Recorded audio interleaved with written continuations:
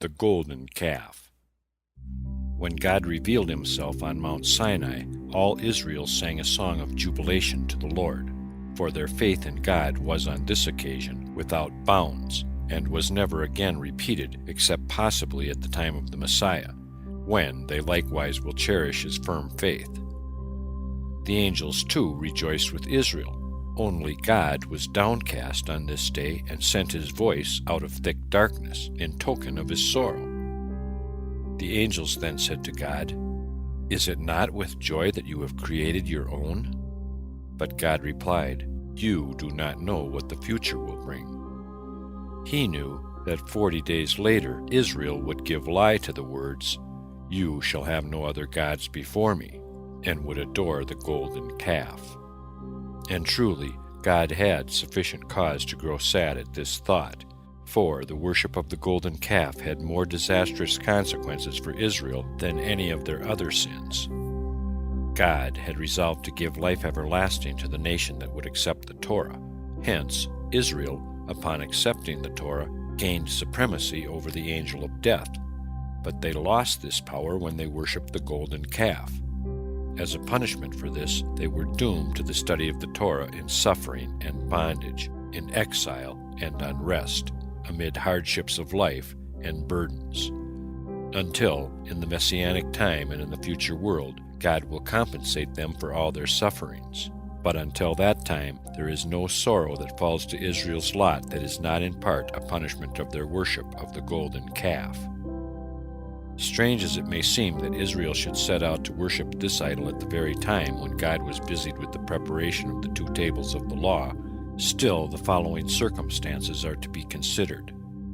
When Moses departed from the people to go to God and receive the Torah, he said to them, 40 days from today I will bring you the Torah. But at noon on the 40th day, Satan came, and with a wizard's trick conjured up for the people a vision of Moses lying stretched out dead on a funeral pyre that floated midway between the earth and heaven.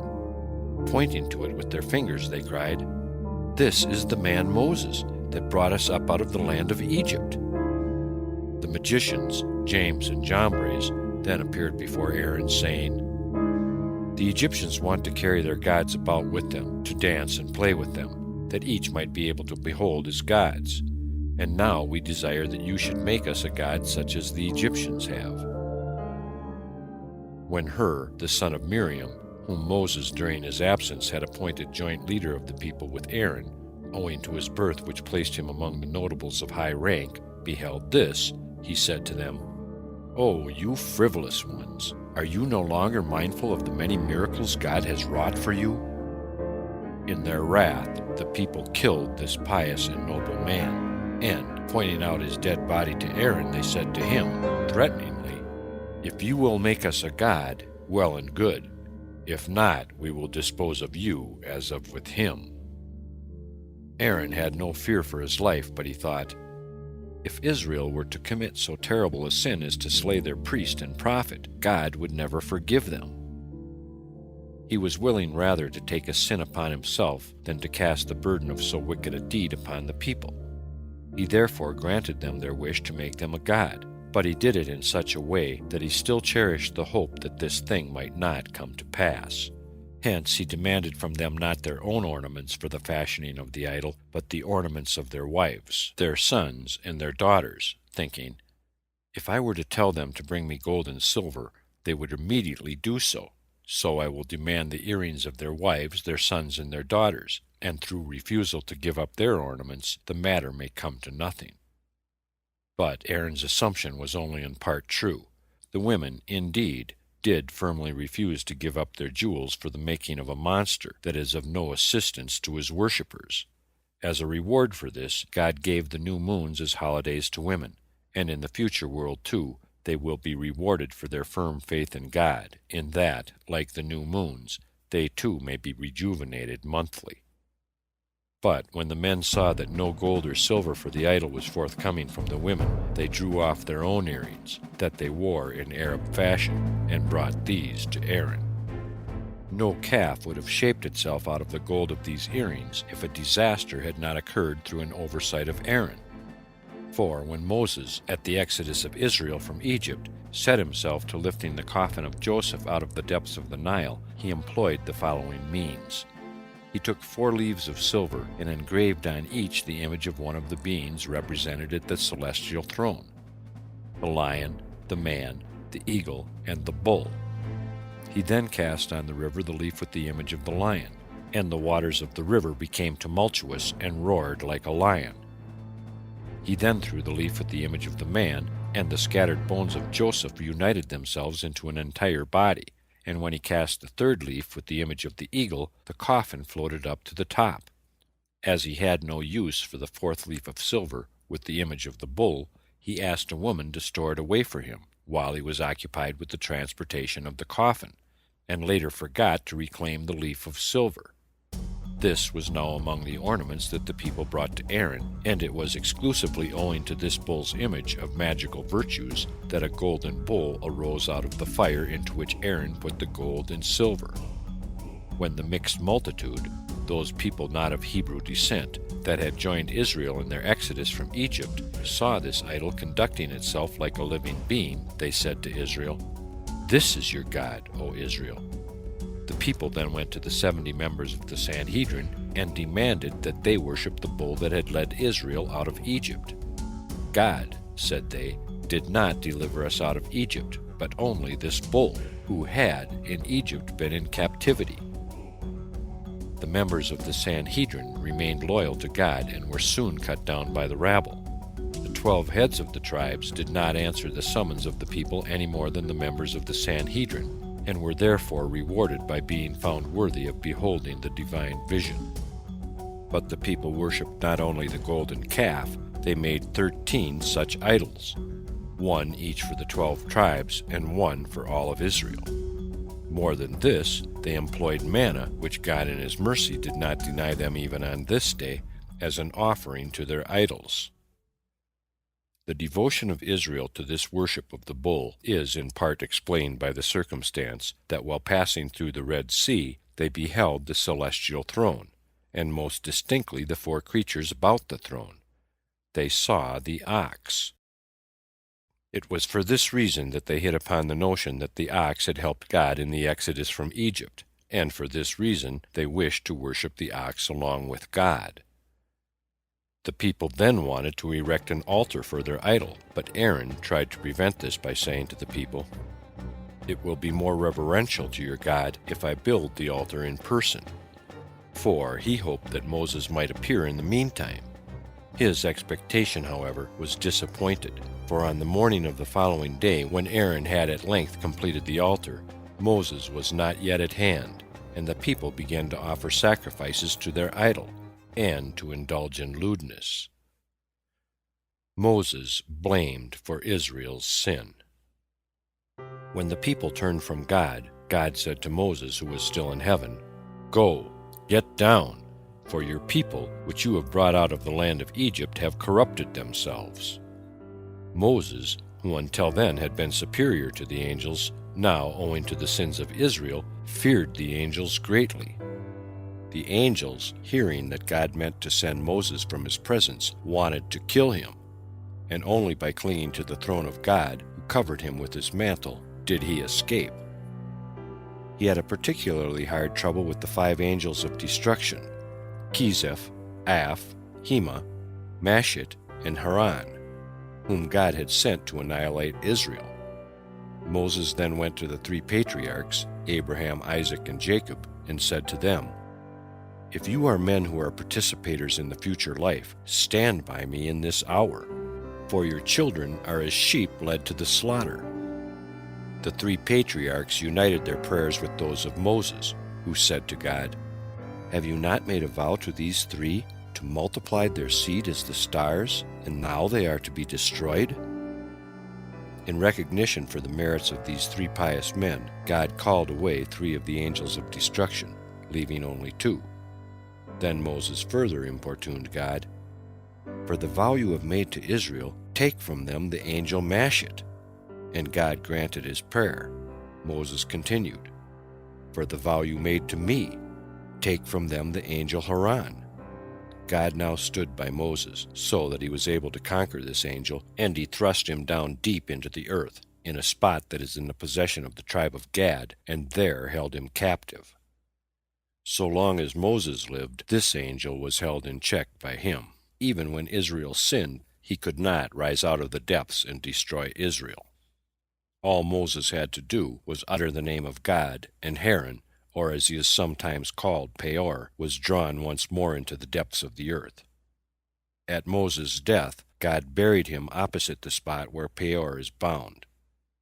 For should Peor, if Israel sin, reach the upper world and open his mouth to destroy Israel, he would, upon seeing Moses' grave, be so terror-stricken that he would fall back into the depths once more.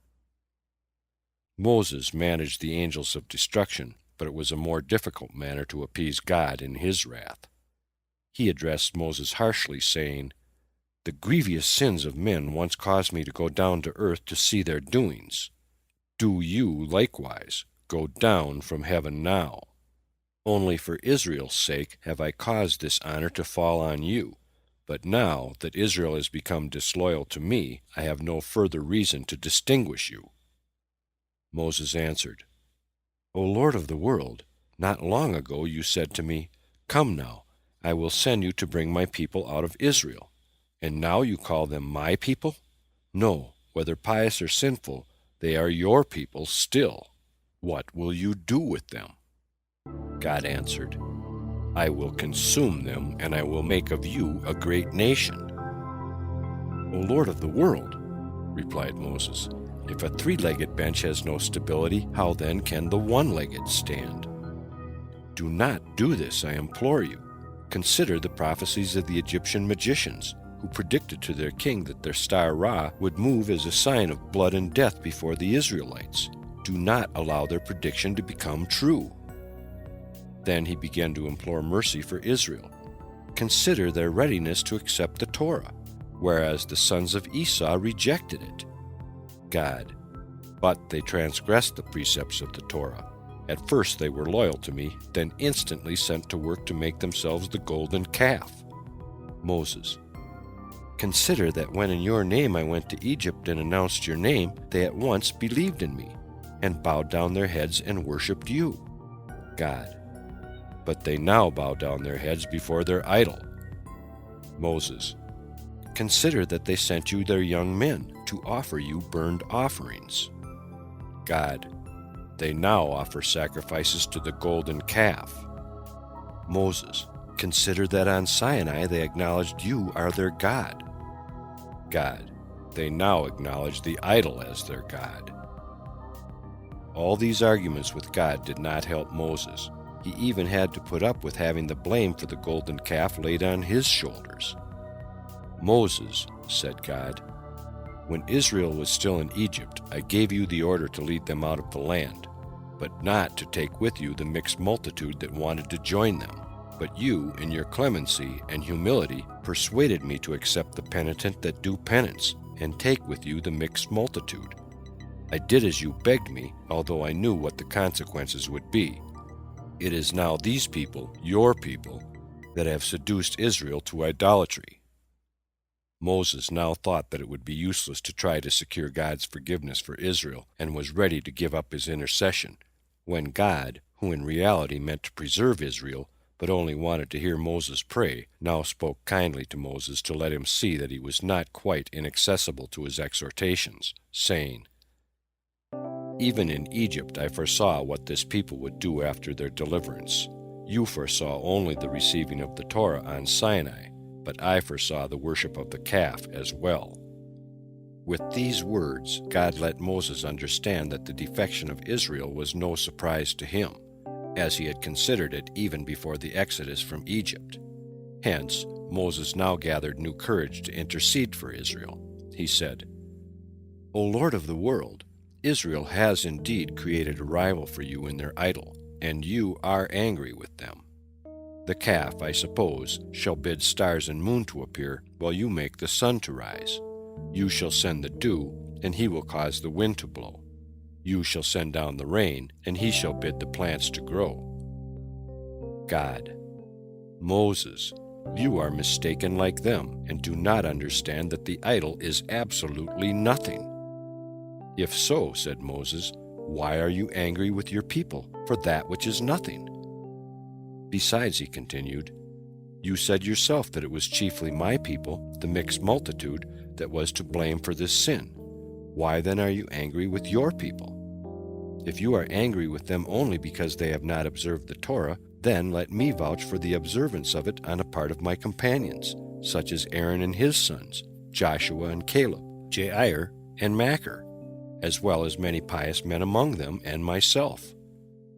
But God said, "I have vowed, he that sacrifices to any god except me shall be utterly destroyed, and a vow that has once passed my lips I cannot retract." Moses replied, "O Lord of the world, have you not given us the law of absolution from a vow, whereby power is given to a learned man to absolve anyone from his vows? But every judge who desires to have his decisions counted valid must subject himself to the law. And you, who have prescribed the law of absolution from vows through a learned man, must subject yourself to this law, and through me be absolved from your vow." Moses then wrapped his robe about him, seated himself, and asked God to let him absolve him from his vow. Then he cried out to God, "You are absolved from your oath and vow." The punishment of the sinners.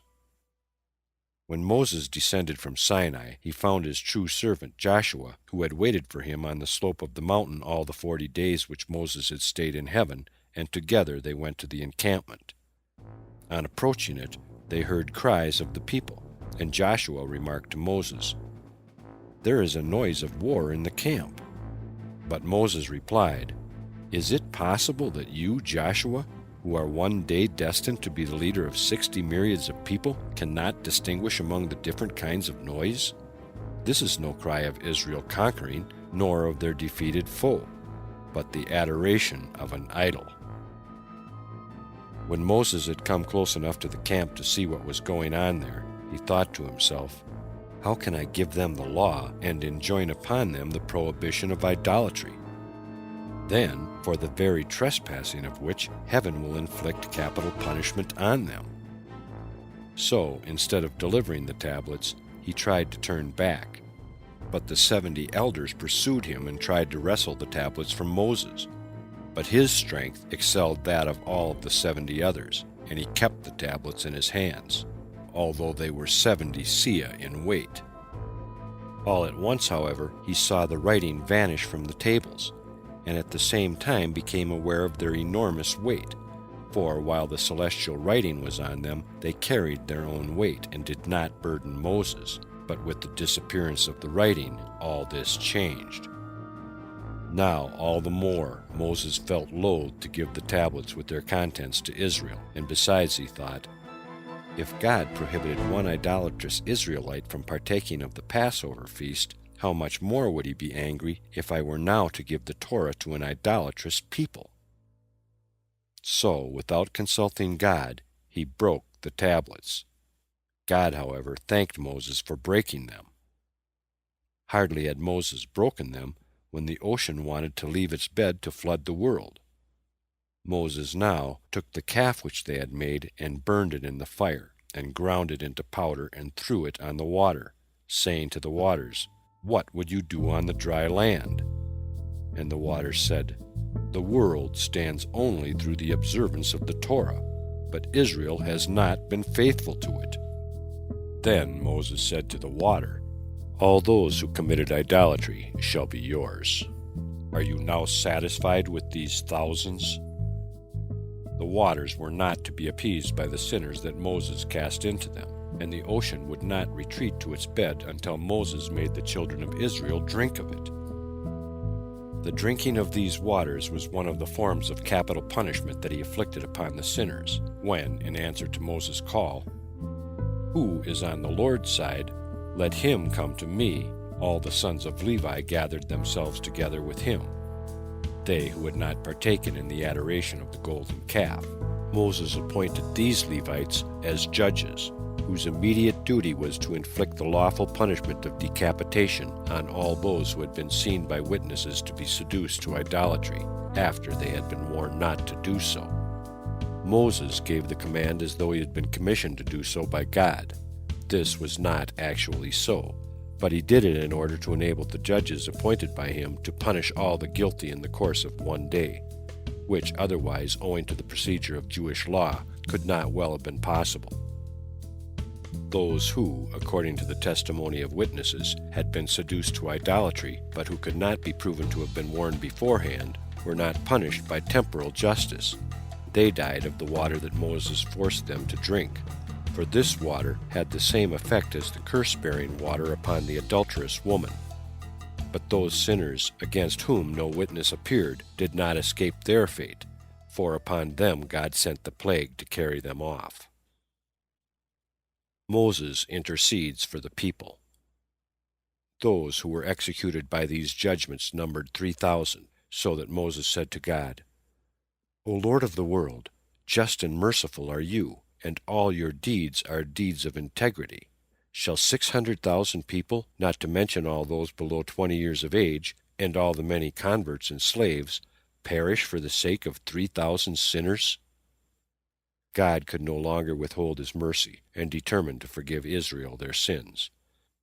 Moses was trying to appease God, and hardly had he returned from heaven when he again went there to advance before God his intercession for Israel.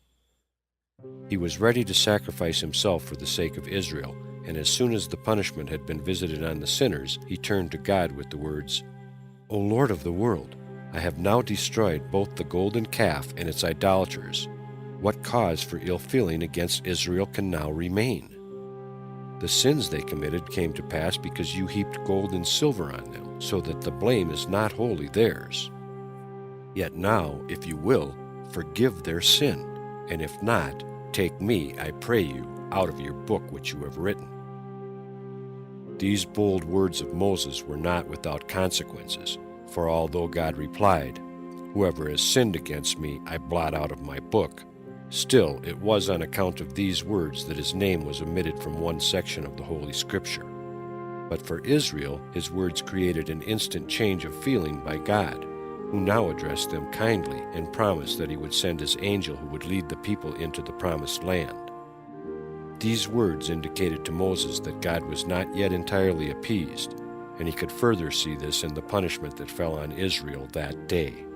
Their weapons, which every man had received at the revelation on Sinai, and which had miraculous virtues, having the name of God engraved on them, were taken from them by the angels, and also their robes of purple.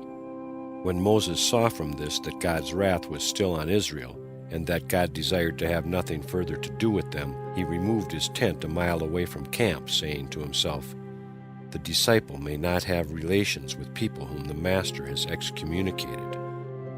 But the people went out to his tent whenever they sought the Lord. The angels went there also, and the sun, the moon, and the other heavenly bodies, all of whom knew that God was to be found there. The tent of Moses was the spot where they were to appear before their Creator. God, however, was not at all pleased to see Moses keep himself aloof from the people, and said to him, According to our agreement, I was to make peace with you every time you were angry with the people, and you were to make peace with me when my wrath was kindled against them. What is now to become of these poor people if we are both angry with them? Return, therefore, into the camp, but if you will not obey, remember that Joshua is in the camp at the sanctuary, and he can well fill your place. Moses replied, It was for your sake that I was angry with them, but now I see that you cannot forsake them. I have, said God, already told you that I shall send an angel before them. But Moses, by no means content with this assurance, continued to ask God not to entrust Israel to an angel, but to conduct and guide them in person. 40 days and 40 nights, from the 18th day of Tammuz to the 28th day of Ab, Moses stayed in heaven, beseeching and imploring God to restore Israel once more into his favor. But all his prayers and exhortations were in vain, until at the end of 40 days he implored God to set the pious deeds of the 3 patriarchs and the 12 sons of Jacob to the account of their descendants, and only then was his prayer answered. He said, "If you are angry with Israel because they transgress the 10 commandments, be mindful for their sake of the 10 tests to which you subjected Abraham, and through which he nobly passed. If Israel deserves punishment by fire for their sin, remember the fire of the lime kiln into which Abraham let himself be cast for the glory of your name. If Israel deserves death by sword, remember the readiness with which Isaac laid down his neck upon the altar to be sacrificed to you. If they deserve punishment by exile, remember for their sake how their father Jacob wandered into exile from his paternal home to Haran." Moses then asked God, "Will the dead ever be restored to life?" God, in surprise, retorted, "Have you become a heretic, Moses, that you doubt the resurrection?" "If," said Moses, "the dead never awaken to life, then truly you are right to wreak vengeance upon Israel. But if the dead are to be restored to life, what will you then say to the fathers of this nation, if they ask you what has become of the promise? I demand nothing less for Israel," Moses continued, "than what you were willing to grant Abraham when he pleaded for Sodom. You were willing to let Sodom survive if there were only 10 just men, and I can now count for you 10 just men among the Israelites, myself, Aaron, Eleazar, Ithamar, Phinehas, Joshua, and Caleb." "But that is only 7, objected God. Moses, not at all abashed, replied, "But you have said that the dead will be restored to life, so count with these the 3 patriarchs to make the number 10 complete." Moses' mention of the names of the 3 patriarchs was of more avail than all else, and God granted his prayer, forgave Israel their transgression, and promised to lead the people in person. The inscrutable ways of the Lord. Moses still cherished 3 other wishes: that the Shekinah might dwell with Israel, that the Shekinah might not dwell with the other nations, and lastly, that he might learn to know the ways of the Lord, as to how he ordained good and evil in the world, sometimes causing suffering to the just and letting the unjust enjoy happiness, where at other times both were happy or both were destined to suffer. Moses laid these wishes before God in the moment of his wrath, and God told him to wait till his wrath had blown over, and then he granted him his first 2 wishes in full, but his third in part only. God showed him the great treasure troves in which are stored up the various rewards for the pious and the just, explaining each one to him in detail. In this one were the rewards of those who give alms, in that one of those who bring up orphans. In this way he showed him the destination of each treasure, until at last they came to one of gigantic size. "For whom is this treasure?" asked Moses, and God answered, "The previous treasures I have shown you I give to those who deserve them by their deeds, but this treasure I give to those who are not deserving, for I am gracious also to those who have no claim on my graciousness, and I am bountiful to those who are not deserving of my bounty." Moses now had to content himself with the certainty that the pious were sure of their rewards, without, however, learning from God how it sometimes comes to pass that evildoers, too, are happy. For God merely stated that he shows himself kind to those who do not deserve it, but without further assigning the why and wherefore of it. But the reward of the pious, too, was only in part revealed to him, for he beheld the joys of paradise of which they were to partake, but not the real reward that is to follow the feast in paradise. For truly, eye has not seen what he has prepared for those that wait for him. By means of the following incident, God showed Moses how little man is able to fathom of his inscrutable ways. When Moses was on Sinai, he saw from that height a man who went to a river, stooped down to take a drink, lost his purse, and without noticing it went his way. Shortly thereafter another man came, found the money, put it in his pocket, and took to his heels. When the owner of the purse became aware of his loss, he returned to the river, where he did not find his money, but saw a man who came there by chance to fetch water. To him he said, Give me back my money that a little while ago I left here, for no one could have taken it but you." When the man declared that he had not found the money, nor seen any of it, the owner killed him. Looking with horror and amazement on this injustice, Moses said to God, "I beseech you, show me your ways. Why has this man, who is quite innocent, been slain? And why has the true thief gone unpunished?" God replied, "The man who found the money and kept it merely recovered his own possession, for he who had lost the purse by the river had formerly stolen it from him. But the one who seemed to be innocently slain is only making atonement, for he had previously murdered the father of the man who slew him." In this way, God granted the request of Moses to show him his ways, in part only.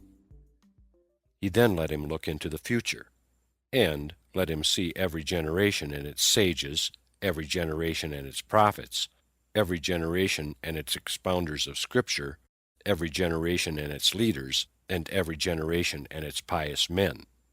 But when Moses said, "O Lord of the world, let me see by what law you govern the world. For I see that many a just man is lucky, but many are not.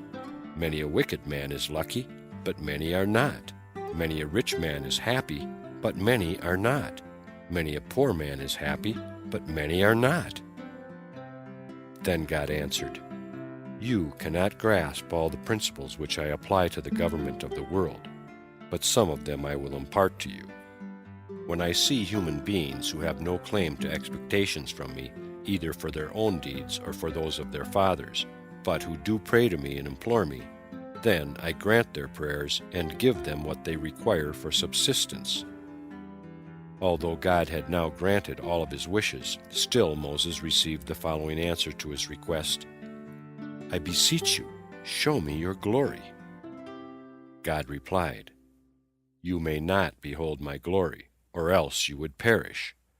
But in consideration of my vow to grant you all your wishes, and in view of the fact that you are in possession of the secret of my name, I will meet you so far as to satisfy your desire in part.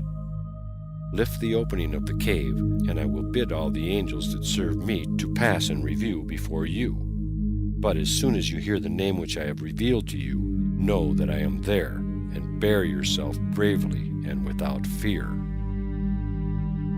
God had a reason for not showing his glory to Moses. He said to him, "When I revealed myself to you in the burning bush, you did not want to look on me. Now you are willing, but I am not." Next, the 13 attributes of God. End part 53 of 95, thelegends of the Jews.com.